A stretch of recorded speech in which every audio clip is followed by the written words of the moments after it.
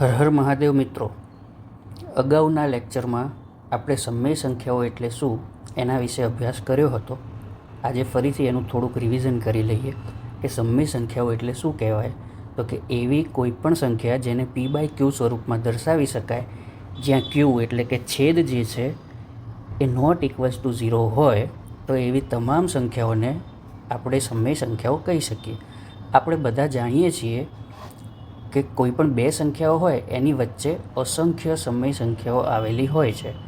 તો એ હવે આપણે કેવી રીતે શોધીશું એના માટે આપણે ઉદાહરણ જોઈએ. બરાબર, તો કોઈ સંખ્યા આપેલી છે આપણને, સંખ્યા 1 અને 2, એની વચ્ચે આપણે 5 સમય સંખ્યાઓ શોધવાની છે. આપણને બધાને ખબર છે કે કોઈ પણ બે સંખ્યાઓ વચ્ચે અસંખ્ય સમય સંખ્યાઓ શોધી શકાય, પણ અહીંયા આપણને 5 સમય સંખ્યાઓ શોધવાની કીધી છે. તો સમય સંખ્યાઓ શોધવાની 3 રીતો છે.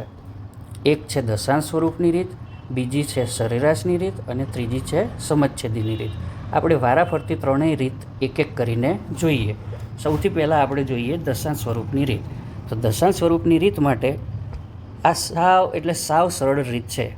બરાબર, કે 1 છે એને હું 1.0 તરીકે લખી શકું, એ જ રીતે 2 છે એને 2.0 તરીકે લખી શકું. અહીંયા મેં પોઈન્ટ મૂકી દીધા એટલે મારું દશાંશ સ્વરૂપ તૈયાર થઈ ગયું. હવે એના વચ્ચેની કોઈ પણ 5 સંખ્યા હું લખી નાખું. 1.1 લખું, 1.3 લખું, 1.4 લખું, 1.7 લખું કે 1.8 લખું. આ તમામ સંખ્યાઓ જે છે એ તમામ સંખ્યાઓ કેવી છે?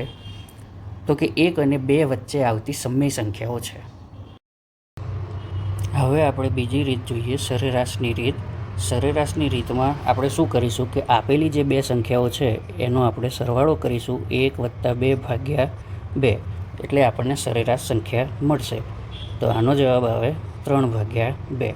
આ જે જવાબ આવ્યો એ 1 અને 2ની વચ્ચેની સંખ્યા હશે. બરાબર, એ જ રીતે હવે આપણે બીજી સંખ્યા શોધવી હોય તો આ જે જવાબ આવ્યો 3/2, એમાં હું 1 ઉમેરી અને ફરીથી એને 2 વડે ભાગી દઉં એટલે 3/2 અને 1ની વચ્ચેની સંખ્યા મને મળશે. તો 3/2 + 1/2 કરું છું. બરાબર, તો હવે સૌથી પહેલાં મારે શું કરવું પડશે કે અંશમાં જે 2 છે, બરાબર, 3/2નો એને હું લસા લઈ લઉં. તો 2નો લસા અહીંયા 1 સાથે લઉં એટલે શું થશે? તો કે 3 + 2/2, અને આ છેદમાં જે 2 હતા એ તો એમના એમ જ રહેશે. બરાબર, હવે આપણે બધા જાણીએ છીએ કે અંશમાં જે છેદ હોય તો એ ક્યાં આવે? છેદમાં આવે. તો 3/2 × 2 હવે આ થઈ જશે 4 અને ઉપર કેટલા થશે? 3 + 2 5 અને નીચે 4.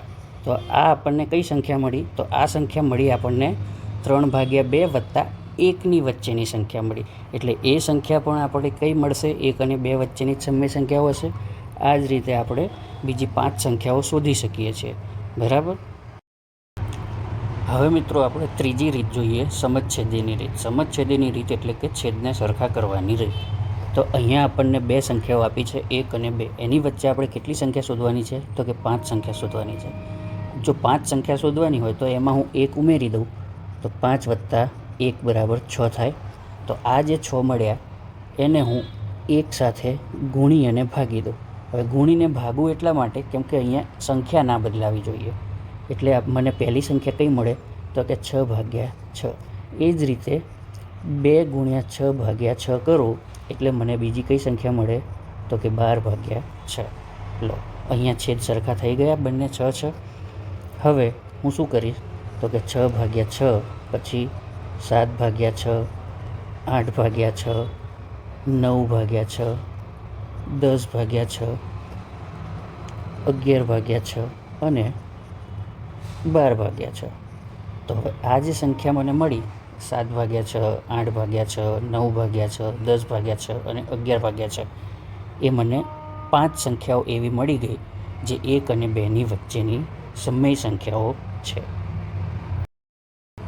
તો હવે તમે લોકો આ ત્રણેય જે રીત છે એમાંથી તમને જે રીત ફાવે એ રીતમાં આ નીચેનો દાખલો મને ગણી અને કમેન્ટ સેક્શનમાં જણાવશો.